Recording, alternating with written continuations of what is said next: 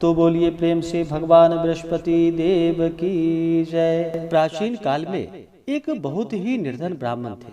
उनके पास उनकी संतान ना थी। वह नित्य पूजा पाठ करता। उसकी स्त्री ना स्नान करती और ना ही किसी देवता का पूजन ही करती थी। इस कारण ब्राह्मण देवता, जो कि बहुत दुखी रहते थे, अपनी पत्नी को बहुत समझाते, किंतु उसका कोई परिणाम ना निकलता। भगवान की कृपा से ब्राह्मण के यहाँ एक कन्या उत्पन्न हुई।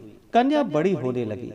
प्रातः स्नान करके वह भगवान विष्णु का पूजन करती, जप करती, बृहस्पतिवार का व्रत भी करने लगी। पूजा पाठ समाप्त कर पाठशाला जाती तो अपनी मुट्ठी में जौ भरकर ले जाती और पाठशाला के मार्ग में डालती हुई जाती थी। लौटते समय वही जौ, जो कि स्वर्ण के हो जाते थे, और फिर उसको बीन कर अपने घर ले आती थी।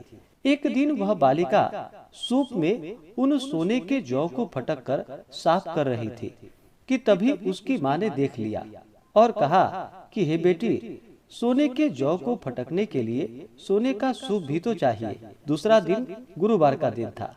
कन्या ने व्रत रखा और भगवान बृहस्पति देव से सोने का सूप देने की उनसे प्रार्थना करने लगी और कहा कि हे प्रभु, यदि सच्चे मन से मैंने आपकी पूजा की हो तो मुझे सोने का सूप दे दो।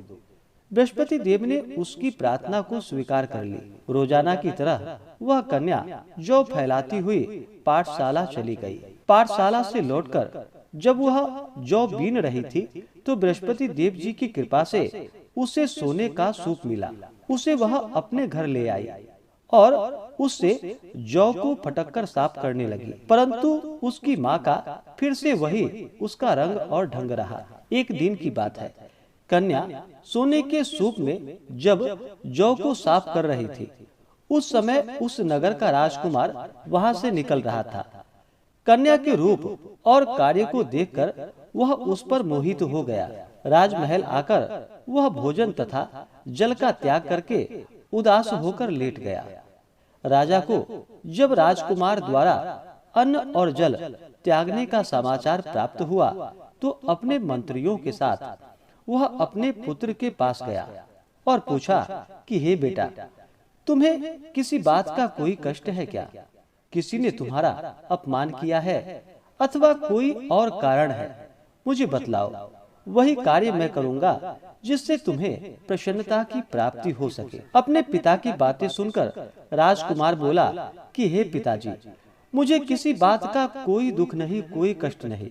किसी ने मेरा अपमान भी नहीं किया है, परंतु मैं उस लड़की के साथ विवाह करना चाहता हूँ जो सोने के सूप में जौ को साफ कर रही थी। राजकुमार ने राजा को उस लड़की के घर का पता भी बतला दिया। मंत्री राजा के कहने पर उस लड़की के घर गया। मंत्री ने ब्राह्मण के समक्ष राजा की ओर से निवेदन किया। कुछ ही दिनों के बाद ब्राह्मण की कन्या का विवाह राजकुमार के साथ संपन्न हो गया। कन्या के घर से जाते ही ब्राह्मण के घर में पहले की भांति गरीबी का निवास हो गया। एक दिन दुखी होकर ब्राह्मण अपनी पुत्री से मिलने गए। बेटी ने पिता की अवस्था को देखा और अपनी माँ का हाल पूछा। ब्राह्मण ने सभी हाल कह सुनाया। कन्या ने बहुत सा धन देकर अपने पिता को विदा कर दिया, लेकिन कुछ ही दिनों के बाद फिर से वही हाल हो गया। ब्राह्मण फिर अपनी कन्या के यहाँ गया और सभी हाल कहा तो पुत्री बोली कि हे पिताजी, आप माता जी को यहाँ लिवा लाओ। मैं उन्हें यह व्रत की विधि बतला दूंगी जिससे कि गरीबी दूर हो जाती है। ब्राह्मण देवता अपनी स्त्री को साथ लेकर के अपनी पुत्री के पास राजमहल पहुँचे तो पुत्री अपनी माँ को समझाने लगी कि हे माँ, तुम प्रातः काल स्नान आदि करके विष्णु भगवान का पूजन करो और बृहस्पतिवार का व्रत करो तो सब दरिद्रताएं दूर हो जाएंगी। परंतु उसकी माँ ने उसकी एक भी बात नहीं मानी। वह प्रातः काल उठकर अपनी पुत्री के बच्चों का जूठन को खा लेती थी। एक दिन उसकी पुत्री को बहुत गुस्सा आया।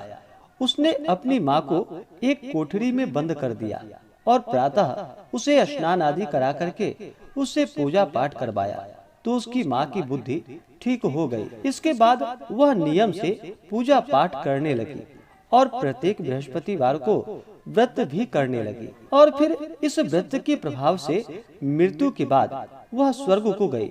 वह ब्राह्मण भी सुख पूर्वक इस लोक का सुख भोग कर अंत में स्वर्ग को प्राप्त हुआ। तो आइए सुनते हैं गुरुवार व्रत भगवान बृहस्पति देव जी की आरती।